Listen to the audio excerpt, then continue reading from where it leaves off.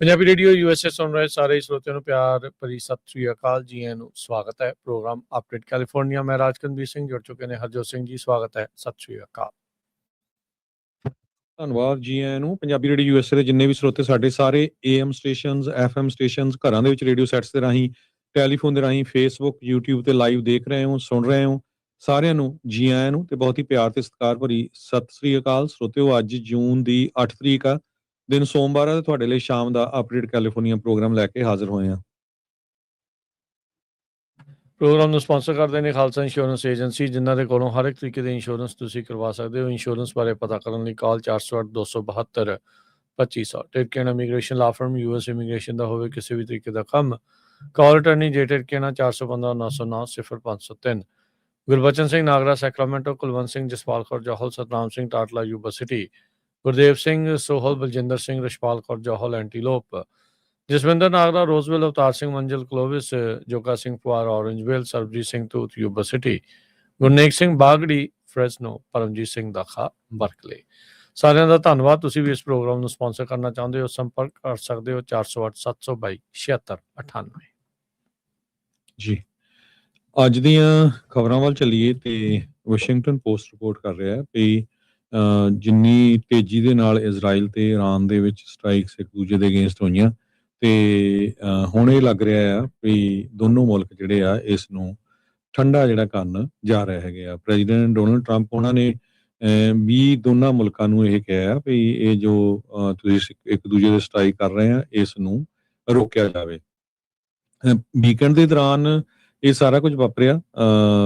Israel ਵਾਲਿਆਂ ਨੇ ਵੀ air strike ਕੀਤਾ ਐਤਵਾਰ ਨੂੰ ਸਦਰਨ ਬੈਰੂਟ ਦੇ ਵਿੱਚ, ਤੇ ਇਰਾਨ ਦਾ ਜਿਹੜਾ ਬੈਕਡ ਮਿਲੀਟੈਂਟ ਗਰੁੱਪ ਹੈਗਾ ਹੈਜ਼ਬੁੱਲਾ, ਉਸ ਨੇ ਵੀ ਜਿਹੜਾ ਆ ਅਟੈਕ ਕੀਤਾ ਇਜ਼ਰਾਈਲ ਦੇ ਉੱਤੇ। ਸੋ ਜਿਹਦੇ ਨਾਲ ਇਜ਼ਰਾਈਲ ਦੇ ਵਿੱਚ ਕੁਝ ਨੁਕਸਾਨ ਵੀ ਹੋਇਆ, ਇੱਕ ਜਣੇ ਦੀ ਮੌਤ ਵੀ ਹੋਈ ਹੈਗੀ ਆ। ਸੋ ਇਰਾਨ ਵਾਲੇ ਪਹਿਲਾਂ ਤੋਂ ਹੀ ਕਹਿ ਰਹੇ ਸੀ ਵੀ ਜੇ ਅਮਰੀਕਾ ਨੇ ਸਾਡੇ ਨਾਲ ਸਮਝੌਤਾ ਕਰਨਾ ਆ ਤੇ ਬੈਰੂਤ ਲੈਬਨਾਨ ਦੇ ਉੱਤੇ ਵੀ ਜਿਹੜਾ ਕਿਸੇ ਦਾ ਅਟੈਕ ਨਹੀਂ ਹੋਣਾ ਚਾਹੀਦਾ ਹੈਗਾ ਆ। ਇਜ਼ਰਾਈਲ ਵਾਲਿਆਂ ਨੇ ਇਹ ਕਿਹਾ ਵੀ ਅਸੀਂ ਜੇ ਇਰਾਨ ਵਾਲਿਆਂ ਨੇ ਦੁਬਾਰਾ ਕੀ ਅਟੈਕ ਕੀਤਾ ਤੇ ਦੁਬਾਰਾ ਕੀ ਪੂਰੇ ਜ਼ੋਰ ਸ਼ੋਰ ਦੇ ਨਾਲ ਅਟੈਕ ਕਰਾਂਗੇ। ਸੋ ਇੱਥੋਂ ਇਹ ਵੀ ਲੱਗ ਰਿਹਾ ਹੈ ਵੀ ਨੇਤਨਯਾਹੂ ਪ੍ਰੈਜ਼ੀਡੈਂਟ ਟਰੰਪ ਉਹਨਾਂ ਦੀ ਗੱਲਬਾਤ ਸੁਣ ਰਿਹਾ ਜਾਂ ਨਹੀਂ, ਪਰ ਇਰਾਨ ਤੇ ਇਜ਼ਰਾਈਲ ਦੋਨੋਂ ਇੱਕ ਦੂਜੇ ਦੇ ਅਗੇਂਸਟ ਹੁਣ ਜਿਹੜੀਆਂ ਆ ਸ਼ਬਦੀ ਜੰਗ ਉਹ ਕਰ ਰਹੇ ਹੈਗੇ ਆ। ਇਰਾਨ ਦੇ ਸਟੇਟ ਮੀਡੀਆ ਨੇ ਇਹ ਕਿਹਾ, ਜੋ ਇਰਾਨ ਦਾ ਸੁਪਰੀਮ ਕੌਂਸਲ ਦਾ ਜਿਹੜਾ ਸੁਪਰੀਮ ਲੀਡਰ ਆ ਉਹਦਾ ਐਡਵਾਈਜ਼ਰ, ਤੇ ਉਹ ਕਹਿੰਦੇ ਆ ਵੀ ਅਸੀਂ ਬਾਬ ਅਲ ਮੰਦਬ ਕਰਕੇ ਇੱਕ ਉਹਨਾਂ ਦਾ ਸਟੇਟ ਆਫ ਹਾਰਮੁਜ਼ ਦਾ ਏਰੀਆ ਆ, ਉਸ ਨੂੰ ਵੀ ਰੋਕਣ ਜਾ ਰਹੇ ਆ ਜੇ ਇਜ਼ਰਾਈਲ ਵਾਲਿਆਂ ਨੇ ਬਾਰ-ਬਾਰ ਅਟੈਕ ਕੀਤਾ। ਸੋ ਇਹ ਸਾਰੇ ਕਾਸੇ ਨੂੰ ਦੇਖਦੇ ਹੋਏ ਸਟਾਕ ਮਾਰਕੀਟ ਤਾਂ ਫਰਾਈਡੇ ਵੀ ਬਹੁਤ ਥੱਲੇ ਗਈ ਸੀ, ਅੱਜ ਵੀ ਉਹਦੇ ਤੇ ਅਸਰ ਪਿਆ ਤੇ ਗੈਸ ਦੀ ਕੀਮਤਾਂ ਚੜ ਗਈਆਂ ਇੱਕ ਵਾਰੀ ਫੇਰ। ਜਿਹੜਾ ਬੈਰਲ ਆ ਉਹ $97 ਤੇ ਪਹੁੰਚ ਗਿਆ, 4% ਜੋ ਆ ਉਹ ਇਨਕਰੀਜ਼ ਹੋਇਆ ਹੈਗਾ। ਇਜ਼ਰਾਈਲ ਦੇ ਡਿਫੈਂਸ ਮਿਨਿਸਟਰ ਇਜ਼ਰਾਈਲ ਕੈਟਸ ਨੇ ਪਿਛਲੇ ਹਫ਼ਤੇ ਇਹ ਕਿਹਾ ਸੀ ਵੀ IDF ਜੋ ਆ ਇਰਾਨ ਵਾਲੇ ਜਾਂ ਲੈਬਨਾਨ ਵਾਲੇ ਉਹ ਉਹਨਾਂ ਤੇ ਅਟੈਕ ਕਰ ਸਕਦੇ ਜੀ। ਅਗਲੀ ਜਿਹੜੀ ਹਰਜੋਤ ਸਿੰਘ ਗੱਲ ਕਰਦੇ, ਇੱਕ ਭਾਰਤੀ ਮੂਲ ਦਾ 50 ਸਾਲਾ ਨੀਰਜ ਸ਼ਰਮਾ ਉਸ ਦੀ ਸਿਟੀਜ਼ਨਸ਼ਿਪ ਵਾਪਸ ਲਈ ਜਾ ਰਹੀ ਆ। ਇਹ ਦਸੰਬਰ 2017 ਦੇ ਵਿੱਚ US ਦਾ ਨੈਚੁਰਲਾਈਜ਼ਡ ਸਿਟੀਜ਼ਨ ਬਣਿਆ ਸੀ। ਇਹ CEO ਤੇ ਓਨਰ ਸੀਗਾ ਇੱਕ company Magna Vision LLC, staffing company ਸੀ ਨਿਊ ਜਰਸੀ ਦੇ ਵਿੱਚ। ਇਹਨੇ ਕਹਿੰਦੇ ਵੀ ਵੀਜ਼ੇ ਦਾ ਫਰਾਡ ਕੀਤਾ ਸੀ H1B ਵੀਜ਼ੇਜ਼ ਨੂੰ ਲੈ ਕੇ। ਇਹਨੇ 11 ਜਿਹੜੇ H1B ਵੀਜ਼ਾ ਪਟੀਸ਼ਨ ਜਿਹੜੀਆਂ ਉਹ ਸਬਮਿਟ ਕੀਤੀਆਂ ਤੇ ਜਿਨ੍ਹਾਂ ਦੇ ਵਿੱਚ ਝੂਠ ਸੀਗਾ। ਜਿਨ੍ਹਾਂ ਨੂੰ ਇਹਨੇ ਪਟੀਸ਼ਨਾਂ ਜਿਨ੍ਹਾਂ ਦੇ ਲਈ ਕੀਤੀਆਂ, ਉਹ ਜਿਹੜੀਆਂ ਜੌਬਸ ਕਹੀਆਂ ਗਈਆਂ ਉਹ ਸੀਗੀਆਂ ਨਹੀਂ, ਹਵਾ ਦੇ ਵਿੱਚ ਜਿਹੜੇ ਖਿਆਲੀ ਪਲਾਵ ਦੀਆਂ ਜਿਹੜੀਆਂ ਉਹ ਜੌਬ ਸੀਗੀਆਂ। ਸੋ ਕਹਿੰਦੇ ਵੀ ਉਹ ਇੱਕ ਆਪ ਕੰਟਰੈਕਟਡ ਬਿਜ਼ਨਸ ਐਨਾਲਿਸਟ ਸੀਗਾ। ਸ਼ੋ ਇਦਾਂ ਉਹਨੇ ਇਹਨਾਂ 11 ਜਾਣਿਆਂ ਲਈ ਕੀਤਾ ਵੀ ਇਹਨਾਂ ਦੇ ਕੋਲ ਬਹੁਤ ਤਗੜੀਆਂ ਜਿਹੜੀਆਂ ਉਹ ਜੌਬਸ ਆ। ਉਸੇ ਦੇ ਆਧਾਰ ਦੇ ਉੱਤੇ ਇਵੈਂਚੁਅਲੀ ਫਿਰ ਜਿਹੜੇ ਵੀ ਉਹਦਾ ਸਟੇਟਸ ਸੀਗਾ ਹੌਲੀ ਹੌਲੀ ਇਹ ਸਿਟੀਜ਼ਨ ਤੱਕ ਜਿਹੜਾ ਉਹ ਬਣ ਗਿਆ। ਇਹਨੇ ਅਪਲਾਈ ਕੀਤਾ ਸੀ US ਸਿਟੀਜ਼ਨਸ਼ਿਪ ਦੇ ਲਈ 2017 ਦੇ ਵਿੱਚ। ਕਹਿੰਦੇ ਵੀ ਉਦੋਂ ਇਮੀਗ੍ਰੇਸ਼ਨ ਪ੍ਰੋਸੀਡਿੰਗਸ ਦੇ ਵਿੱਚ ਇਹਨੇ ਝੂਠ ਬੋਲਿਆ ਜਿਹਦੇ ਵਿੱਚ ਉਹ ਜਿਹੜੀ ਇੱਕ ਟਿਕ ਮਾਰਕ ਕਰਦੇ ਆ ਵੀ ਕਿਤੇ ਕੋਈ ਇਦਾਂ ਦਾ ਕ੍ਰਾਈਮ ਤਾਂ ਨਹੀਂ ਕੀਤਾ ਜਿਹਦੇ ਲਈ ਤੁਸੀਂ ਗ੍ਰਿਫਤਾਰ ਨਹੀਂ ਹੋਏ, ਅਨਅਰੈਸਟਡ ਕ੍ਰਾਈਮ। ਉਹਨੇ ਕਿਹਾ ਵੀ ਨਹੀਂ ਮੈਂ ਕਦੀ ਕੀਤਾ ਨਹੀਂ, ਜਦ ਕਿ ਇਹਨੇ 11 ਜਿਹੜੀਆਂ H1B ਦੀਆਂ ਵੀਜ਼ਾ ਪਟੀਸ਼ਨਸ ਆ ਉਹ ਨਕਲੀ ਜਿਹੜੀਆਂ ਲੋਕਾਂ ਦੇ ਲਈ ਭਰੀਆਂ ਸੀਗੀਆਂ। ਸੋ 2019 ਦੇ ਵਿੱਚ ਨੀਰਜ ਸ਼ਰਮਾ ਨੂੰ ਗ੍ਰਿਫਤਾਰ ਕੀਤਾ ਗਿਆ ਸੀ ਤੇ ਇਸ ਨੂੰ ਚਾਰਜ ਕੀਤਾ ਗਿਆ ਸੀ ਵੀਜ਼ਾ ਤੇ ਨੈਚੁਰਲਾਈਜੇਸ਼ਨ ਫਰਾਡ ਦੇ ਤਹਿਤ। ਤੇ ਹੁਣ ਡਿਪਾਰਟਮੈਂਟ ਆਫ ਜਸਟਿਸ ਨੇ ਇਸ ਦੇ ਉਲਟ ਇਸ ਨੂੰ ਡੀਨੈਚੁਰਲਾਈਜ਼ ਕਰਨ ਦੇ ਲਈ ਜਿਹੜੀ ਕਾਰਵਾਈ ਆ ਉਸ ਨੂੰ ਅੱਗੇ ਵਧਾਇਆ ਆ। ਇਹ 17 ਉਹਨਾਂ ਨੈਚੁਰਲਾਈਜ਼ਡ ਅਮਰੀਕਨ ਸਿਟੀਜ਼ਨ ਦੇ ਵਿੱਚੋਂ ਇੱਕ ਜਿਨ੍ਹਾਂ ਦੇ ਉਲਟ ਡਿਪਾਰਟਮੈਂਟ ਆਫ ਜਸਟਿਸ ਨੇ ਜਿਹੜੀ ਕਾਰਵਾਈ ਸ਼ੁਰੂ ਕੀਤੀ ਹੋਈ ਆ ਵੀ ਇਹਨਾਂ ਦੀ ਸਿਟੀਜ਼ਨਸ਼ਿਪ ਜਿਹੜੀ ਆ ਉਹ ਰੱਦ ਕੀਤੀ ਜਿਹੜੀ ਹੋ ਜਾਵੇ। ਇਹਨਾਂ ਦੇ ਵਿੱਚ ਕਹਿੰਦੇ ਵੀ ਸੀਰੀਅਸ ਅਫੈਂਸ ਜਿਵੇਂ ਕਿ ਫਰਾਡ, ਚਾਹੇ ਉਹ ਵੀਜ਼ੇ ਵਾਲਾ ਆ ਚਾਹੇ ਉਹ ਮਨੀ ਵਾਲਾ ਆ, ਡਰੱਗ ਟ੍ਰੈਫਿਕਿੰਗ ਤੇ ਸੈਕਸ ਕ੍ਰਾਈਮਸ ਕਹਿੰਦੇ ਵੀ ਮੋਸਟਲੀ ਜਿਹੜੇ ਉਹ ਦੇਖੇ ਜਾ ਰਹੇ ਆ। ਸੋ ਆਪਾਂ ਦੇਖਿਆ ਵੀ ਪਿਛਲੇ ਦਿਨਾਂ ਦੇ ਵਿੱਚ ਵੀ ਮਾਰਕੋ ਰੂਬੀਓ ਸੈਕਟਰੀ ਆਫ ਸਟੇਟ ਉਹਨਾਂ ਨੇ ਇੱਕ ਵਾਰੀ ਨਹੀਂ ਕਈ ਵਾਰੀ ਇਹ ਜਿਹੜੇ ਕਹਿ ਚੁੱਕੇ ਆ US ਦੀ ਵਿੱਚ ਇਮੀਗ੍ਰੇਸ਼ਨ ਇੱਥੋਂ ਦੀ ਜਿਹੜੀ ਸਿਟੀਜ਼ਨਸ਼ਿਪ ਇਹ ਪ੍ਰਿਵਿਲੇਜ ਆ, ਇਹ ਤੁਹਾਡਾ ਰਾਈਟ ਨਹੀਂ ਹੈਗਾ। ਜੇ ਤੁਸੀਂ ਪੁੱਠੇ ਕੰਮ ਕਰੋਗੇ ਤਾਂ ਉਸ ਦਾ ਖਾਮਿਆਜ਼ਾ ਜਿਹੜਾ ਉਹ ਭੁਗਤਣਾ ਪਵੇਗਾ। ਸੋ 50 ਸਾਲਾ ਭਾਰਤੀ ਮੂਲ ਦਾ ਨੀਰਜ ਸ਼ਰਮਾ ਨਕਲੀ ਜਿਹੜੇ H1B ਵੀਜ਼ਾ ਅਪਲਾਈ ਕਰਨ ਦੇ ਲਈ, ਪਟੀਸ਼ਨਸ ਕਰਨ ਦੇ ਲਈ ਉਸ ਫਰਾਡ ਦੇ ਕਰਕੇ ਇਸ ਨੂੰ ਡੀਨੈਚੁਰਲਾਈਜ਼ ਕੀਤਾ ਜਾ ਰਿਹਾ ਹੈ। ਜੀ, ਟੋਟਲ 17 ਜਾਣਿਆਂ ਦੀ ਨੈਚੁਰਲਾਈਜੇਸ਼ਨ ਜਿਹੜੀ ਆ ਉਹ ਰਿਮੂਵ ਕੀਤੀ ਗਈ ਆ। 17 ਜਿਹੜੇ ਸਿਟੀਜ਼ਨ ਸੀ ਉਹਨਾਂ ਦੀ ਸਿਟੀਜ਼ਨਸ਼ਿਪ ਰਿਮੂਵ ਕਰ ਲਈ ਆ, ਜਿਨ੍ਹਾਂ ਦੇ ਵਿੱਚੋਂ ਚਾਈਨਾ ਤੋਂ, ਇੰਡੀਆ ਤੋਂ, ਇਹਨਾਂ ਮੁਲਕਾਂ ਤੋਂ ਜਿਹੜੇ ਲੋਕ ਸੀਗੇ। ਇੱਕ ਦੀ ਐਗਜ਼ਾਮਪਲ ਜਿਹੜੀ ਆ ਉਹ ਰਾਜਕਨਵੀਰ ਸਿੰਘ ਉਹਨਾਂ ਨੇ ਦੱਸੀ ਹੈਗੀ ਆ। ਸੋ ਇਹਦੇ 'ਚ ਇਹ ਕਿਹਾ ਗਿਆ ਵੀ ਕੋਈ ਵੀ ਬੰਦਾ ਜਿਹੜਾ ਫਰਾਡ ਕਰੂਗਾ, ਜੇ ਉਹ ਸਿਟੀਜ਼ਨ ਬਣ ਵੀ ਗਿਆ ਆ ਤੇ ਉਹਦੀ ਜਿਹੜੀ ਸਿਟੀਜ਼ਨਸ਼ਿਪ ਆ ਉਹ ਜਿਹੜੀ ਆ ਰਿਵੋਕ ਕੀਤੀ ਜਾ ਸਕਦੀ ਹੈਗੀ ਆ। ਹਾਲਾਂਕਿ ਪਹਿਲਾਂ ਕਾਫੀ ਔਖਾ ਕੰਮ ਹੁੰਦਾ ਸੀ, ਪਰ ਟਰੰਪ ਹੁਣੀ ਇਹਦੇ ਤੇ ਹੁਣ ਬਹੁਤ ਜ਼ੋਰ ਲਾ ਰਹੇ ਆ ਤੇ ਉੱਪਰੋਂ $70 ਬਿਲੀਅਨ ਜਿਹੜਾ ਡਿਪਾਰਟਮੈਂਟ ਆਫ ਹੋਮਲੈਂਡ ਸਿਕਿਉਰਿਟੀ ਨੂੰ ਮਿਲਿਆ ਆ। ਸੋ ਉਹ ਆਉਣ ਵਾਲੇ ਸਮੇਂ 'ਚ ਨਹੀਂ ਕੀ ਕਰਨਾ, ਕਿਉਂਕਿ ਹੁਣ ਨਿਊਯਾਰਕ ਸਿਟੀ ਨੂੰ ਵੀ ਥ੍ਰੈਟ ਕੀਤਾ ਹੈ ਵੀ ਅਸੀਂ ਬਹੁਤ ਵੱਡੀ ਗਿਣਤੀ ਦੇ ਵਿੱਚ ਜਿਹੜੇ ਆ ਇਮੀਗ੍ਰੇਸ਼ਨ ਕਸਟਮ ਇਨਫੋਰਸਮੈਂਟ ਦੇ ਏਜੰਟਸ ਆ ਉੱਥੇ ਭੇਜਣ ਜਾ ਰਹੇ ਆ। ਪਰ ਨਿਊਯਾਰਕ ਦਾ ਮੇਅਰ ਕਹਿੰਦਾ ਵੀ ਨਹੀਂ, ਅਸੀਂ ਉਹਨਾਂ ਨੂੰ ਇੱਥੇ ਐਂਟਰ ਨਹੀਂ ਹੋਣ ਦੇਵਾਂਗੇ। ਸੋ ਚਾਈਨੀਜ਼ ਸਿਟੀਜ਼ਨਸ ਦੀਆਂ ਵੀ ਕਾਫੀਆਂ ਦੀਆਂ ਜਿਹੜੀਆਂ ਸਿਟੀਜ਼ਨਸ਼ਿਪ ਆ ਰਿਵੋਕ ਕੀਤੀਆਂ ਗਈਆਂ ਹੈਗੀਆਂ। ਉਹਨਾਂ ਦੇ ਉੱਤੇ ਜਿਹੜੇ ਚਾਰਜਸ ਲੱਗ ਰਹੇ ਆ ਵੀ ਉਹ ਗਵਰਨਮੈਂਟ ਆਫ ਚਾਈਨਾ ਦੇ ਲਈ ਕੰਮ ਕਰਦੇ ਸੀ ਜਾਂ ਉਹ ਪਹਿਲਾਂ ਕਾਮਰੇਡ ਸੀ, ਇੱਥੇ ਝੂਠ ਬੋਲ ਕੇ ਜਿਹੜੀ ਸਿਟੀਜ਼ਨਸ਼ਿਪ ਲੈ ਲਈ ਹੈਗੀ ਆ। ਤੇ ਹੁਣ ਜਦੋਂ ਪਤਾ ਲੱਗ ਗਿਆ ਫਿਰ ਉਹਨਾਂ ਦੀ ਜਿਹੜੀ ਸਿਟੀਜ਼ਨਸ਼ਿਪ ਆ ਉਹ ਰਿਵੋਕ ਕੀਤੀ ਗਈ ਹੈਗੀ ਆ।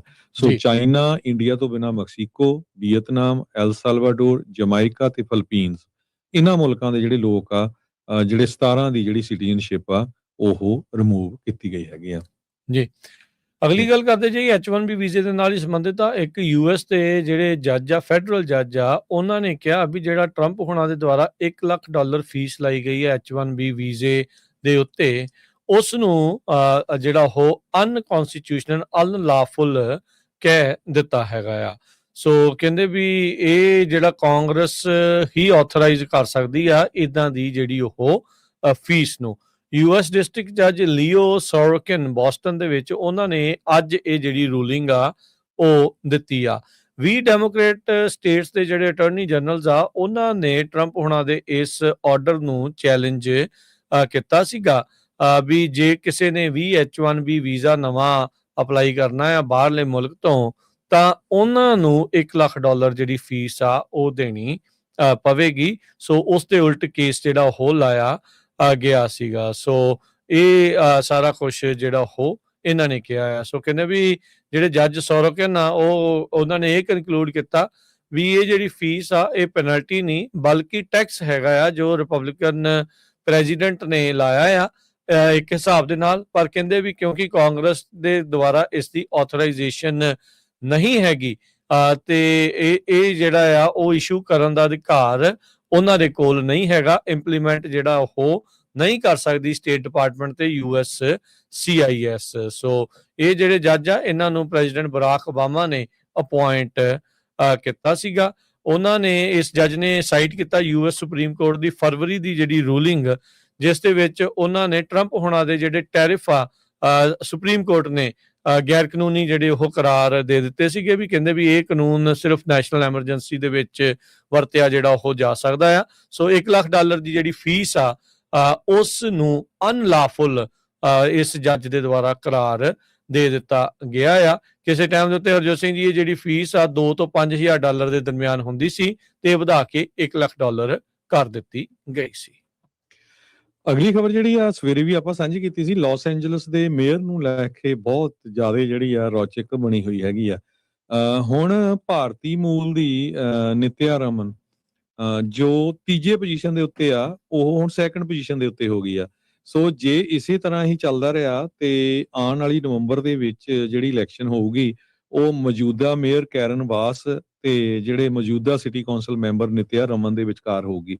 ਸੋ ਇਹਦੇ ਵਿੱਚ ਕੀ ਹੋਇਆ ਵੀ ਜਿਹੜਾ ਰਿਪਬਲਿਕਨ ਕੈਂਡੀਡੇਟ ਸੀਗਾ ਉਹ ਹੁਣ ਤੀਜੇ ਨੰਬਰ ਤੇ ਚੱਲ ਗਿਆ, ਸਪੈਂਸਰ ਪ੍ਰੈਟ। ਇਹ ਸਾਬਕਾ ਰਿਐਲਿਟੀ ਟੀਵੀ ਸਟਾਰ ਆ, ਰਜਿਸਟਰਡ ਰਿਪਬਲਿਕਨ ਹੈਗਾ।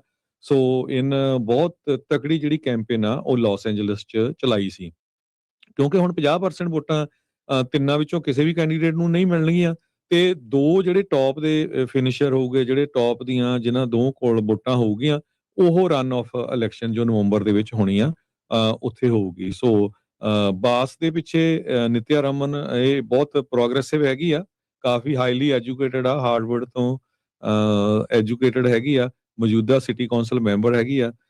ਸੋ ਕਾਫੀ ਟੱਕਰ ਜਿਹੜੀ ਆ ਮੌਜੂਦਾ ਜਿਹੜਾ ਮੇਅਰ ਹੈਗੀ ਆ ਬੀਬੀ ਬਾਸ ਉਹਨੂੰ ਦਊਗੀ, ਕਿਉਂਕਿ ਜਦੋਂ ਪਿੱਛੇ ਅੱਗਾਂ ਲਈਆਂ ਸੀਆਂ ਉਸ ਟਾਈਮ ਦੇ ਉੱਤੇ ਕਾਫੀ ਜ਼ਿਆਦਾ ਵਿਰੋਧ ਬਹਿਸ ਦਾ ਹੋਇਆ ਸੀ ਵੀ ਇਹਨਾਂ ਦੀ ਉਹਦੀ ਖੁਦ ਮੇਅਰ ਤੇ ਖੁਦ ਜਿਹੜੇ ਕੈਲੀਫੋਰਨੀਆ ਦੇ ਗਵਰਨਰ ਆ ਇਹਨਾਂ ਨੇ ਉਸ ਅੱਗਾਂ ਦੇ ਲਈ ਜਿਹੜਾ ਸੀ ਜੋ ਚਾਹੀਦਾ ਸੀ, ਪਾਣੀ ਨਹੀਂ ਲੱਭ ਰਿਹਾ ਸੀ ਉੱਥੇ, ਵੀ ਬਹੁਤ ਜ਼ਿਆਦਾ ਜਿਹੜਾ ਨੁਕਸਾਨ ਹੋਇਆ ਸੀ। 16,000 ਸਟਰਕਚਰ ਸੜ ਕੇ ਸਵਾਹ ਹੋ ਗਈਆਂ ਸੀਗੀਆਂ। ਫਾਇਰ ਹਾਈਡਰੈਂਟ ਤੇ ਵਾਟਰ ਟੈਂਕਸ ਚ ਪਾਣੀ ਖਤਮ ਹੋ ਗਿਆ ਸੀ। ਸੋ ਇਹਨਾਂ ਨੇ ਉਸ ਹਿਸਾਬ ਨਾਲ ਆਰਗੇਨਾਈਜ਼ ਹੀ ਨਹੀਂ ਕੀਤਾ ਸੀ ਵੀ ਜੇ ਕੱਲ ਨੂੰ ਕਿਤੇ ਰੱਬ ਨਾ ਕਰੇ ਅੱਗ ਲੱਗ ਜਾਏ ਤੇ ਅਸੀਂ ਉਸ ਨੂੰ ਕਿਸ ਤਰ੍ਹਾਂ ਜਿਹੜਾ ਆ ਪਾਣੀ ਜਿਹੜਾ ਉੱਥੇ ਪਹੁੰਚਦਾ ਕਰਦੇ ਰਹਾਂਗੇ। ਸੋ ਜਿਹੜੀ ਰਮਨ ਆ ਭਾਰਤੀ ਮੂਲ ਦੀ ਬੀਬੀ, ਉਹ ਕਾਫੀ ਜ਼ਿਆਦਾ ਅਗਰੈਸਿਵ ਆ ਤੇ ਉਹਦੀ ਸਪੋਰਟ ਵੀ ਜਿਹੜੀ ਆ ਇਸ ਟਾਈਮ ਕਾਫੀ ਚੱਲ ਰਹੀ ਆ, ਪਰ ਰਿਪਬਲਿਕਨ ਕਾਫੀ ਨਾਰਾਜ਼ ਚੱਲ ਰਹੇ ਆ ਵੀ ਜੇ ਰਿਪਬਲਿਕਨ ਹੀ ਆਊਟ ਹੋ ਗਏ ਤੇ ਫਿਰ ਦੋ ਡੈਮੋਕ੍ਰੇਟ ਰਹਿ ਜਾਣੇ ਆ, ਤੇ ਡੈਮੋਕ੍ਰੇਟ ਦੋਨਾਂ ਚੋਂ ਇੱਕ ਜਣਾ ਜਿਹੜਾ ਆ ਉੱਥੇ ਦਾ ਮੇਅਰ ਬਣੂਗਾ। ਜੀ, ਅਗਲੀ ਗੱਲ ਕਰੀਏ ਮੈਟਾ, ਫੇਸਬੁੱਕ, ਇੰਸਟਾਗ੍ਰਾਮ ਤੇ WhatsApp ਦੀ ਜਿਹੜੀ ਪੇਰੈਂਟ ਕੰਪਨੀ ਮੈਟਾ ਆ, ਉਹ ਕਹਿ ਰਹੇ ਆ ਵੀ $115 ਮਿਲੀਅਨ ਉਹ ਇਨਵੈਸਟ ਕਰਨ ਜਾ ਰਹੇ ਆ ਅਮਰੀਕਾਜ਼ ਵਰਕ ਫੋਰਸ ਅਕੈਡਮੀ ਦੇ ਵਿੱਚ। ਕਹਿੰਦੇ ਵੀ ਇਹ ਨਵੀਂ ਕਾਸਟ ਫ੍ਰੀ ਟ੍ਰੇਨਿੰਗ ਹੋਊਗੀ, ਟ੍ਰੇਨਿੰਗ ਪ੍ਰੋਗਰਾਮ ਆ ਜਿਹੜਾ ਡਿਜ਼ਾਈਨ ਕੀਤਾ ਗਿਆ, ਜਿਹੜੇ ਕੀ ਇਸ ਟਾਈਮ ਧੜ ਡਾਟਾ ਸੈਂਟਰ ਬਣ ਰਹੇ ਨੇ ਹਰ ਇੱਕ ਪਾਸੇ ਅਮਰੀਕਾ ਦੇ ਵਿੱਚ, ਉਹਨਾਂ ਦੀਆਂ ਟੈਕਨੀਸ਼ੀਅਨ ਰੋਲਸ ਦੇ ਲਈ। ਇਸ ਤੋਂ ਪਹਿਲਾਂ ਵੀ ਆਪਾਂ ਜਿਹੜਾ ਦੇਖਿਆ ਵੀ ਹੋਰ ਵੀ ਕਈ ਕੰਪਨੀਆਂ ਨੇ, ਆਈ ਥਿੰਕ ਹੋਮ ਡੀਪੋ ਨੇ ਵੀ ਇਦਾਂ ਕੀਤਾ, ਲੋਜ਼ ਵਾਲਿਆਂ ਨੇ ਵੀ ਜਿਹੜਾ ਉਹ ਕੀਤਾ। AI ਦੇ ਨਾਲ ਬਹੁਤ ਸਾਰੀਆਂ ਜਿਹੜੀਆਂ ਜੌਬਸ ਆ ਉਹ ਪ੍ਰਭਾਵਿਤ ਹੋਣ ਜਾ ਰਹੀਆਂ ਆ। ਸੋ ਆਪਣੇ AI ਦੇ ਜਿਹੜੇ ਐਂਬੀਸ਼ਨਸ ਆ ਉਹਨਾਂ ਨੂੰ ਹੋਰ ਵੱਡਿਆਂ ਕਰਨ ਦੀ ਖਾਤਰ ਮੈਟਾ ਵਾਲੇ $115 ਮਿਲੀਅਨ ਲੋਕਾਂ ਦੇ ਲਈ ਜਿਹੜਾ ਫ੍ਰੀ ਟ੍ਰੇਨਿੰਗ ਪ੍ਰੋਗਰਾਮ ਡਿਜ਼ਾਈਨ ਕਰ ਰਹੇ ਆ, ਉਹਦੇ ਵਿੱਚ ਇਨਵੈਸਟ ਕਰਨ ਜਾ ਰਹੇ ਆ ਤਾਂ ਜੋ ਲੋਕਾਂ ਨੂੰ ਜੌਬ ਆਫਰ ਜਿਹੜਾ ਉਹ ਮਿਲੇ। ਸੋ ਇਹ ਟ੍ਰੇਨਿੰਗ ਪ੍ਰੋਗਰਾਮ ਦੇ ਵਿੱਚ ਕਹਿੰਦੇ ਵੀ ਗਰੰਟੀ ਦੇ ਰਹੇ ਆ, ਕਾਸਟ ਫ੍ਰੀ ਆ ਤੇ ਗਰੰਟੀ ਦੇ ਰਹੇ ਆ ਵੀ ਤੁਹਾਨੂੰ ਜੌਬ ਆਫਰ ਮਿਲੂਗੀ ਜਿਹੜਾ ਵੀ ਕੋਈ ਗ੍ਰੈਜੂਏਟ ਇਸ ਦੇ ਵਿੱਚ ਕਰੂਗਾ। ਤੇ ਡਾਟਾ ਸੈਂਟਰ ਦੇ ਵਿੱਚ ਚਾਹੇ ਜਿਹੜਾ ਹਰਜੋਤ ਸਿੰਘ ਜੀ ਫਾਈਬਰ ਆਪਟਿਕ ਦੇ ਆ, ਚਾਹੇ ਨੈਟਵਰਕਿੰਗ ਦੇ ਆ, ਚਾਹੇ ਸਰਵਰ ਨੂੰ ਮੇਨਟੇਨ ਕਰਨ ਦੇ ਲਈ ਆ, ਉਹ ਜਿਹੜੀਆਂ ਬਹੁਤ ਸਾਰੀਆਂ ਟੈਕਨੀਸ਼ੀਅਨਸ ਦੀਆਂ ਜਿਹੜੀਆਂ ਜੌਬਸ ਆ ਇਸ ਦੇ ਵਿੱਚ ਨਿਕਲਦੀਆਂ ਹੈਗੀਆਂ ਆ। ਸੋ ਮੈਟਾ ਨੇ ਓਵਰਆਲ ਜਿਹੜਾ ਉਹ ਕਿਹਾ ਆ ਵੀ ਉਹ $600 ਬਿਲੀਅਨ ਦੀ ਸਹੁੰ ਖਾਧੀ ਆ ਵੀ ਉਹ ਇਨਵੈਸਟ ਕਰੂਗੀ US ਦੇ ਵਿੱਚ ਇਨਫਰਾਸਟ੍ਰਕਚਰ ਤੇ ਜੌਬਸ ਦੇ ਲਈ ਆਉਂਦੇ 3 ਸਾਲਾਂ ਦੇ ਵਿੱਚ। AI ਦੀ ਨੂੰ ਜਿਹੜਾ ਹੋਰ ਵੀ ਜ਼ਿਆਦਾ ਅਗਰੈਸਿਵਲੀ ਪੁਸ਼ ਜਿਹੜਾ ਉਹ ਕਰਨ ਦੇ ਲਈ, ਪਰ ਦੂਜੇ ਪਾਸੇ ਉਹ ਆਪਣੀ ਵਰਕਫੋਰਸ ਦੇ ਵਿੱਚੋਂ ਤਕਰੀਬਨ 8,000 EMPLOYEES ਆ ਉਹਨਾਂ ਨੂੰ ਪਿੰਕ ਸਲਿੱਪ ਦੇ ਚੁੱਕੇ ਆ, ਪਰ ਉਹਦੀ ਥਾਂ ਦੇ ਉੱਤੇ ਇੱਧਰ ਜਿਹੜਾ ਜੋ ਸੀਨੀਅਰ ਟੈਕਨੀਸ਼ੀਅਨ ਜੌਬਸ ਦੇ ਉੱਤੇ ਇਹ ਜਿਹੜਾ ਫੋਕਸ ਆ ਉਹ ਹੁਣ ਕਰਨ ਜਾ ਰਹੇ ਆ। ਅੱਜ ਸੈਨੋਜ਼ੇ ਦੇ ਵਿੱਚ ਕੈਲੀਫੋਰਨੀਆ ਦੇ ਏਰੀਏ ਦੇ ਵਿੱਚ ਦੇ ਵੀ 2 ਜਾਣਿਆਂ ਨੂੰ ਇੱਕ ਕਾਈਜ਼ਰ ਮੈਡੀਕਲ ਆਫਿਸ ਦੇ ਬਾਹਰ ਜਿਹੜੀਆਂ ਆ ਗੋਲੀਆਂ ਮਾਰ ਦਿੱਤੀਆਂ ਗਈਆਂ। ਲੱਕਲੀ ਜੋ ਆ ਉਹਨਾਂ ਚੋਂ ਇੱਕ ਜਾਣੇ ਦੀ ਡੈਥ ਹੋ ਗਈ ਤੇ ਇੱਕ ਜਾਣਾ ਜਿਹੜਾ ਆ ਸਰਵਾਈਵ ਕਰ ਗਿਆ ਹੈਗਾ। ਜੋ ਬੰਦਾ ਸੀ ਉਹਦੀ ਮੌਤ ਹੋ ਗਈ, ਜੋ ਬੀਬੀ ਸੀ ਉਸ ਨੂੰ ਹਸਪੀਟਲ ਪਹੁੰਚਾਇਆ ਗਿਆ। ਸੋ ਮੇਰਾ ਲੱਕਲੀ ਕਹਿਣ ਦਾ ਮਤਲਬ ਇਹ ਸੀ ਵੀ ਉਹ ਉੱਥੇ ਕਾਫੀ ਲੋਕ ਖੜੇ ਸੀ, ਹੋਰ ਲੋਕ ਜਿਹੜੇ ਆ ਉਹ ਬਚ ਗਏ, ਨਹੀਂ ਤਾਂ ਇਹ ਕਾਫੀ ਜ਼ਿਆਦਾ ਜਿਹੜੀ ਆ ਲੋਕਾਂ ਦੇ ਸੱਟ ਚੋਟ ਲੱਗ ਸਕਦੀ ਸੀਗੀ। ਸਾਊਥ ਸੈਨੋਜ਼ੇ ਵਾਲਾ ਜਿਹੜਾ ਇਹ ਕਾਈਜ਼ਰ ਆ, ਸਾਊਥ ਸੈਨੋਜ਼ੇ ਦੇ ਵਿੱਚ, ਉੱਥੇ ਇਹ ਜਿਹੜੀ ਘਟਨਾ ਆ ਉਹ ਵਾਪਰੀ ਹੈਗੀ ਆ। ਜੀ। ਅਗਲੀ ਜਿਹੜੀ ਤੇ ਹਰਜੋਤ ਸਿੰਘ ਇਸੇ ਜੀ ਤਰ੍ਹਾਂ ਹਾਂਜੀ। ਜੀ ਹਾਂ, ਇਸੇ ਤਰ੍ਹਾਂ ਬੇਕਰਸਫੀਲਡ ਤੋਂ ਵੀ ਖਬਰ ਆ ਰਹੀ ਹੈ। ਬੇਕਰਸਫੀਲਡ ਦੇ ਵਿੱਚ ਇੱਕ 62 ਸਾਲਾਂ ਦੇ ਜੋ ਰਹਿਣ ਵਾਲਾ ਹੈਗਾ ਆ, ਉਸ ਦੀ ਮੌਤ ਹੋ ਗਈ ਜਦੋਂ ਉਸ ਨੂੰ ਇੱਕ ਟਰੱਕ ਨੇ ਜਿਹੜਾ ਆ ਹਿੱਟ ਕਰ ਦਿੱਤਾ। ਬੇਕਰਸਫੀਲਡ ਦੀ ਪੁਲਿਸ ਡਿਪਾਰਟਮੈਂਟ ਦੇ ਮੁਤਾਬਕ ਇਹ ਜੂਨ 6 ਦੀ ਰਾਤ ਦੀ ਗੱਲ ਹੈਗੀ ਆ। ਕਹਿੰਦੇ ਵੀ ਕਰਨ ਸਟਰੀਟ ਤੇ ਡਲੋਰਸ ਸਟਰੀਟ ਇੱਥੇ ਕ੍ਰੈਸ਼ ਵਾਪਰਿਆ ਤੇ 2 ਪੈਡੈਸਟਰੀਅਨ ਸੀਗੇ ਤੁਰ ਕੇ ਜਾ ਰਹੇ, ਜਿਨ੍ਹਾਂ ਦੇ ਉੱਤੇ ਇੱਕ ਟਰੱਕ ਚੜ ਗਿਆ ਤੇ ਉਹ ਤੋਂ ਇੱਕ 62 ਸਾਲਾਂ ਦੇ ਜੋ ਬਜ਼ੁਰਗ ਸੀਗੇ, ਮਾਰਟਨ ਅਲਬਰਟੋ, ਉਸ ਦੀ ਮੌਕੇ ਦੇ ਉੱਤੇ ਹੀ ਮੌਤ ਹੋ ਗਈ। ਜੀ। ਅਗਲੀ ਜਿਹੜੀ ਹਰਜੋਤ ਸਿੰਘ ਜੀ ਗੱਲ ਕਰਦੇ ਜਾਈਏ, ਯੂਸੀ ਸੈਨ ਡਿਏਗੋ ਦੇ ਨਜ਼ਦੀਕ ਇਹ ਘਟਨਾ ਵਾਪਰੀ ਆ। ਕੈਲੀਫੋਰਨੀਆ ਦੀਆਂ ਜਿਹੜੀਆਂ ਭੈਣਾਂ ਆ ਉਹਨਾਂ ਨੂੰ ਗ੍ਰਿਫਤਾਰ ਕੀਤਾ ਗਿਆ ਆ, ਜਦ ਉਹਨਾਂ ਦੀ ਜਿਹੜੀ ਬਜ਼ੁਰਗ ਅਵਸਥਾ 'ਚ ਜਿਹੜੀ ਮਾਂ ਆ ਉਹ ਪੁੱਲ ਆਊਟ ਬੈੱਡ ਦੇ ਵਿੱਚ ਮ੍ਰਿਤ ਪਾਈ ਗਈ ਹੈਗੀ ਆ। ਸੋ ਇਹ ਜਿਹੜੇ ਸੈਨ ਡਿਏਗੋ ਪੁਲਿਸ ਕਹਿ ਰਹੀ ਆ ਵੀ ਇਕੱਲੀਆਂ ਇਹ 2 ਕੁੜੀਆਂ ਹੀ ਨਹੀਂ, ਨਾਲ ਜਿਹੜਾ ਉਹਨਾਂ ਦਾ ਕੁੜੀਆਂ ਦਾ ਪੇ ਆ ਉਹਦੇ ਉੱਤੇ ਵੀ ਨਿਗਲੈਕਟ ਕਰਨ ਦੇ ਜਿਹੜੇ ਉਸ ਬੀਬੀ ਨੂੰ ਦੋਸ਼ ਲਾਏ ਜਾ ਰਹੇ ਹੈਗੇ ਆ। ਸੋ ਕਹਿੰਦੇ ਵੀ 911 ਕਾਲ ਆਈ ਸੀਗੀ ਜਨੀਸ ਐਵੀਨਿਊ, ਜਿਹੜਾ ਯੂਨੀਵਰਸਿਟੀ ਸਿਟੀ ਆ ਉਸ ਦੇ ਵਿੱਚੋਂ, ਤੇ ਉਹਦੇ ਕਾਲਰ ਨੇ ਜਿਹੜਾ ਉਹ ਕਿਹਾ ਵੀ ਇੱਕ 81 ਸਾਲਾਂ ਦੀ ਜਿਹੜੀ ਬੀਬੀ ਆ ਉਹ ਅਨਕੌਂਸ਼ੀਅਸ ਆ, ਬੇਹੋਸ਼ ਆ, ਸਾਹ ਨਹੀਂ ਜਿਹੜੀ ਉਹ ਲੈ ਰਹੀ ਹੈਗੀ। ਤੇ ਜਦੋਂ ਫਸਟ ਰਿਸਪੌਂਡਰਸ ਪਹੁੰਚੇ ਤਾਂ ਕਹਿੰਦੇ ਵੀ ਉਸ ਨੂੰ ਇਦਾਂ ਲੱਗਦਾ ਹੈ ਅਜੀਬ ਜਿਹੇ ਤਰੀਕੇ ਦੇ ਨਾਲ ਬੈੱਡ ਦੇ ਉੱਤੇ ਪਾਇਆ ਆ। ਪੈਰਾਮੈਡਿਕਸ ਨੇ CPR ਜਿਹੜਾ ਉਹ ਕੀਤਾ, ਪਰ ਉਹ ਉਸ ਨੂੰ ਰਿਵਾਈਵ ਨਹੀਂ ਕਰ ਸਕੇ ਤੇ ਉਸ ਨੂੰ ਮੌਕੇ ਤੇ ਹੀ ਮ੍ਰਿਤ ਘੋਸ਼ਿਤ ਕੀਤਾ ਜਿਹੜਾ ਹੋ ਗਿਆ ਆ। ਸੈਨ ਡਿਏਗੋ ਪੁਲਿਸ ਡਿਪਾਰਟਮੈਂਟ ਦਾ ਹੋਮਿਸਾਈਡ ਯੂਨਿਟ ਨੇ ਬਾਅਦ ਚ ਇਨਵੈਸਟੀਗੇਸ਼ਨ ਟੇਕ ਓਵਰ ਕੀਤੀ ਤੇ ਉਹਨਾਂ ਨੇ ਜਲਦੀ ਹੀ ਦੇਖਿਆ ਵੀ ਇਹਦੇ ਵਿੱਚ ਕੁਛ ਨਾ ਕੁਛ ਸ਼ੱਕ ਜਿਹੜਾ ਉਹ ਹੈਗਾ ਆ, ਤੇ ਪੋਜੀਸ਼ਨਲ ਐਸਫਿਕਸੀਆ ਜਿੱਦਾਂ ਸਾਹ ਘੁੱਟਣ ਦੇ ਨਾਲ ਕਹਿੰਦੇ ਵੀ ਉਸ ਦੀ ਮੌਤ ਹੋਈ ਹੈ, ਤੇ ਨਾਲ ਨਿਗਲੈਕਸ਼ਨ ਵੀ ਇਸ ਦੇ ਵਿੱਚ ਸ਼ਾਮਲ ਸੀ। ਇਸੇ ਹੀ 81 ਸਾਲਾਂ ਦੀ 51 ਸਾਲਾਂ ਦੀ ਉਹਦੀ ਕੁੜੀ ਇਨਗ੍ਰਿਡ ਵੂ ਤੇ ਰਬੈਕਾ ਵੂ ਤੇ 53 ਸਾਲਾਂ ਦੀ, ਉਹਨਾਂ ਨੂੰ ਫਿਰ ਬਾਅਦ ਦੇ ਵਿੱਚ ਹਿਰਾਸਤ ਦੇ ਵਿੱਚ ਲੈ ਲਿਆ ਗਿਆ ਆ, ਜਿਸ ਤੋਂ ਬਾਅਦ ਚ ਇਹਨਾਂ ਨੂੰ ਡਿਟੈਂਸ਼ਨ ਫੈਸਿਲਿਟੀ ਦੇ ਵਿੱਚ ਰੱਖਿਆ ਗਿਆ ਹੈਗਾ। IT ਸੈਕਟਰ ਦੇ ਵਿੱਚ ਤਾਂ ਲੇ ਆਫ ਹੋ ਰਹੀ ਸੀ, ਹੁਣ ਆਉਣ ਵਾਲੇ ਸਮੇਂ 'ਚ ਇਹ ਲੱਗਦਾ ਵੀ ਮੈਡੀਕਲ ਸੈਕਟਰ ਦੇ ਉੱਤੇ ਵੀ ਇਹਦਾ ਅਸਰ ਪੈਣ ਜਾ ਰਿਹਾ ਹੈਗਾ। ਖਾਸ ਕਰਕੇ ਕੈਲੀਫੋਰਨੀਆ ਦੇ ਵਿੱਚ ਜਿਸ ਹਿਸਾਬ ਦੇ ਨਾਲ ਟਰੰਪ ਐਡਮਿਨਿਸਟ੍ਰੇਸ਼ਨ ਕੱਟ ਕਰ ਰਿਹਾ ਹੈਗਾ ਮੈਡੀਕੇਡ, ਮੈਡੀਕੇਲ ਦੇ ਵਿੱਚ, ਤੇ ਲੋਕਾਂ ਦੇ ਉੱਤੇ ਕਾਫੀ ਅਸਰ ਹੋਊਗਾ। ਤੁਸੀਂ ਦੇਖ ਰਹੇ ਹੋਵੋਗੇ ਬਹੁਤ ਸਾਰੇ ਲੋਕ ਜਿਹੜੇ ਆਲਰੇਡੀ ਕਾਉਂਟੀ ਦਾ ਮੈਡੀਕਲ ਲੈਂਦੇ ਸੀ, ਉਹਨਾਂ ਨੂੰ ਚਿੱਠੀਆਂ ਜਿਹੜੀਆਂ ਆ ਰਹੀਆਂ ਹੈਗੀਆਂ ਜਾਂ ਕੈਂਸਲੇਸ਼ਨ ਦੀਆਂ, ਜਾਂ ਉਹਨਾਂ ਤੋਂ ਇੰਨੇ ਡਾਕੂਮੈਂਟ ਮੰਗੇ ਜਾ ਰਹੇ ਆ, ਬੈਂਕ ਸਟੇਟਮੈਂਟਾਂ, ਹੋਰ ਸਾਰਾ ਕੁਛ, ਤੇ ਉਹ ਕੁਆਲੀਫਾਈ ਹੋਣਾ ਕਾਫੀ ਹਾਰਡ ਹੋ ਰਿਹਾ ਹੈਗਾ। ਅੱਜ ਖਬਰ ਆ ਰਹੀ ਹੈ ਵੀ ਇੱਕ health care provider Fresno County ਦੇ ਵਿੱਚ 48 ਜਾਣਿਆਂ ਨੂੰ ਲੇ ਆਫ ਕਰਨ ਜਾ ਰਿਹਾ। ਸੈਂਟਰੀਆ ਆਟਿਜ਼ਮ, ਇਹ Michigan based health care company ਆ, ਸੋ ਇਹ ਲੋਕਾਂ ਨੂੰ ਲੇ ਆਫ ਕਰਨ ਜਾ ਰਿਹਾ। ਜੀ ਹਰਜੋਤ ਸਿੰਘ ਜੀ, ਸਮਾਂ ਪ੍ਰੋਗਰਾਮ ਦਾ ਸਮਾਪਤ, ਜਾਂਦੇ ਜਾਂਦੇ ਮਾਰਕੀਟਸ ਦੇ ਬਾਰੇ ਜੇ ਆਪਾਂ ਗੱਲ ਕਰਦੇ ਜਿਹੜਾ ਜਾਈਏ ਤਾਂ ਡਾਓ ਜੋਨ ਅੱਜ 81 ਪੁਆਇੰਟ ਘਟ ਕੇ 50,786, S&P 22 ਪੁਆਇੰਟ ਵੱਧ ਕੇ 7406, ਨੈਸਡੈਕ 220 ਪੁਆਇੰਟ ਵੱਧ ਕੇ 25,930 ਦੇ ਉੱਤੇ ਬੰਦ ਹੋਇਆ। ਸੋਨੇ ਦਾ ਭਾਅ 4300 ਤੇ $42 ਪ੍ਰਤੀ ਟਰੋਏ ਆਉਂਸ, ਕੱਚੇ ਤੇਲ ਦੀ ਕੀਮਤ $91 ਪ੍ਰਤੀ ਬੈਰਲ ਰਹੀ ਹੈ। 10 ਈਅਰ ਯੀਲਡ 4.5%, ਕ੍ਰਿਪਟੋ ਕਰੰਸੀ 'ਚ ਬਿਟਕੋਇਨ 62,538 ਤੇ ਇਥੀਰੀਅਮ 1600 ਤੇ $65 ਦੇ ਬਰਾਬਰ ਚੱਲ ਰਿਹਾ ਹੈ।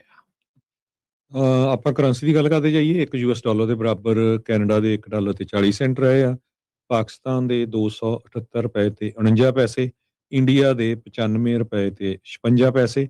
ਤੇ ਜਾਂਦੇ ਜਾਂਦੇ ਵੈਦਰ ਦੀ ਜ਼ਰੂਰ ਗੱਲ ਕਰਦਾ ਜਾਵਾਂ, ਬੇ ਏਰੀਏ ਦੇ ਵਿੱਚ ਕਹਿੰਦੇ ਕਾਫੀ ਟੈਂਪਰੇਚਰ ਜਿਹੜਾ ਹੌਟ ਹੋਣ ਜਾ ਰਿਹਾ, ਕਈ ਜਗ੍ਹਾ ਦੇ ਵਿੱਚ 100 ਡਿਗਰੀ ਤੱਕ ਵੀ ਜਿਹੜਾ ਟ੍ਰਿਪਲ ਡਿਜਿਟ ਬੇ ਏਰੀਏ ਦੇ ਵਿੱਚ ਹੋਊਗਾ ਇਸ ਹਫ਼ਤੇ। ਸੋ 80 ਡਿਗਰੀਜ਼ ਆਉਣ ਵਾਲੇ 1-2 ਦਿਨ ਰਹੂਗਾ, ਤੇ ਵੀਰਵਾਰ ਤੱਕ ਜਿਹੜਾ ਆ 100 ਡਿਗਰੀ ਤੱਕ ਵੀ 90s ਤੋਂ ਲੈ ਕੇ 100 ਤੱਕ ਨਾਰਥ, ਸਾਊਥ ਤੇ ਈਸਟ ਵੇ ਦੇ ਵਿੱਚ ਟੈਂਪਰੇਚਰ ਹੋਊਗਾ। ਜੀ ਤੇ ਹੁਣ ਲੈਂਦੇ ਹਾਂ ਜੀ ਇਜਾਜ਼ਤ ਮੇਰੇ ਰਾਜਕਰਮਜੀਤ ਸਿੰਘ ਵੱਲੋਂ ਤੇ ਹਰਜੋਤ ਸਿੰਘ ਵੱਲੋਂ ਆਪ ਸਭ ਨੂੰ ਪਿਆਰ ਸਤਿਕਾਰ ਸੈਨਿਕੀ ਜਿਹੀ ਸਤਿ ਸ੍ਰੀ ਸਤਿ ਅਕਾਲ ਸ੍ਰੀ ਅਕਾਲ। ਜਿਹਦੇ ਵਾਸਤੇ ਰਹੋ ਹੱਸਦੇ ਖੇਲਦੇ ਰਹੋ ਸੁਣਦੇ ਰਹੋ ਦੇਖਦੇ ਰਹੋ ਪੰਜਾਬੀ ਰੇਡੀਓ USA